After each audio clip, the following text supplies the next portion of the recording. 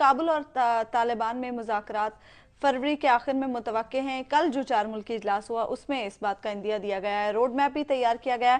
یہ بھی کہا گیا اعلامیہ میں کہ مفاہمتی عمل کا جو مقصد ہے وہ سیاسی تصفیہ ہونا چاہیے. یہ ممکن ہے؟ دیکھیے افغانستان بہت پیچیدہ ہے, یہ اچھا ہے مذاکرات ہو رہے ہیں اور طالبان کے بھی انتظامیہ قبائلی معاشرہ ہے, کنسنسس سے گورنمنٹ وہاں چل سکتی ہے اور کوئی طریقہ نہیں ہے. پہلے روسیوں نے وہاں سوشلزم نافذ کرنا چاہا, حماقت کی کوئی حد نہیں ہے.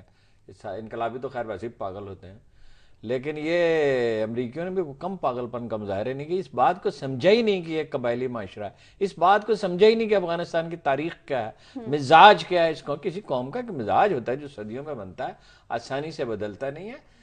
میں بہت ایکسپیکٹیشنز نہیں قائم کر سکتا, کیونکہ میں افغانستان جاتا رہا ہوں, میں اس کو دیکھتا رہا ہوں, افغان لیڈروں سے ملتا رہا ہوں. وہ جب تک آپ بنیادی حقائق کا ادراک نہ کریں, یہ جو مہذب بنانے کا عمل ہے نا پسماندہ کاموں کو جو ٹھیکہ لیا ہوا ہے یورپ نے, مغرب نے, یہ بڑا غلط کام ہے. یہ انداز فکری غلط ہے. وہ حقائق, معاشرے کے حقائق کو سمجھنا ہوتا ہے, ان کی ہیلپ کی جانی چاہیے. سب سے اچھا طریقہ یہ افغانوں کا اپنا جو جرگہ کا سسٹم ہے جو بہت اچھا ہے, اس میں فائنلی ریزالو ہو جاتا ہے, اس میں ہیلپ کرنی چاہیے. نہیں افغانستان میں امن ہوگا تو اس خطہ ارض میں نہیں ہوگا, نہیں ہوگا تو ایشیا میں نہیں ہوگا, اور ساری دنیا میں یہ بے چینی رہے گی. ٹیررزم کا مسئلہ, اب داعش بڑا تھریٹ بن گئی ہے. اب امریکی وہ فضل اللہ پہ مارا نا کوئی بم شم, جو بچ گیا ویسے پتہ نہیں ہے, ابھی تک کوئی کنفرمیشن نہیں ہے. اور ادھر سے پاکستان کو ڈانٹ پلائی.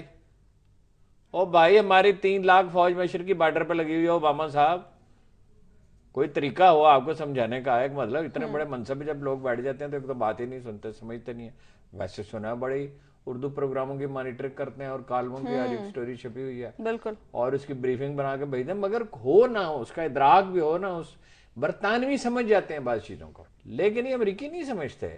کوئی ہے تو اچھی ڈیولپمنٹ ہے, طالبان کو شامل کریں کسی طرح, اور لوگوں کو بھی شامل کریں, حکمت یار کو بھی کریں, باقیوں کو بھی لیکن کریں. ہارون صاحب طالبان کی جو شرائط ہیں کیا وہ مانی جا سکتی ہیں؟ کوئی نہیں, شرائط ایسی ہوتی ہیں. شرائط اس لیے نہیں ہوتی ہیں کہ وہ ساری مانی جائیں, کبھی دنیا میں ایسا نہیں ہوتا. دیکھیے 250 سال پہلے احمد شاہ ابدالی نے کچھ طاقت سے, کچھ مذاکرات سے جو عمرانی معاہدہ افغانستان کو دیا تھا وہ ٹوٹ چکا ہے. جب میں 91 میں گیا تو واپس آ کر میں نے یہ لکھا, اس وقت 92 میں جب کمیونسٹ چلے گئے تو میں نے وہ پرل کانٹیننٹل کے مینیجر سے پوچھا, محمد شریف اس کا نام تھا, انٹر کانٹیننٹل ساری, وہاں انٹر کانٹیننٹل ہے اور بہت خوبصورت ہے, باغ بالا ہے اس کے پیچھے.